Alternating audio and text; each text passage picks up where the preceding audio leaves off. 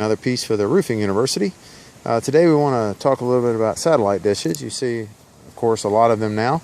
Doesn't matter who the company is that you get the dish from. The installer, if they put them on the roof like this, can cause an issue, and that is simply because you see here the water sheets all the way down the hill. You have the sheet flow of water, so it's building up. Rain's falling evenly, but it's building up as it's coming down the hill. Gets to this, and then while they may do their best to try and stop any water from getting through here, it's under a tremendous amount of hydrostatic pressure for water trying to get in around the base of this. It's best to try and mount this to the fascia. Now here they couldn't because of the gutter system. However, I would say it would have been best to come around to the back here and try to mount it on the gable fascia, looking back in the direction you needed to go. I'm not saying this absolutely will leak, but there is a much greater chance of causing an issue, about like wearing a seatbelt.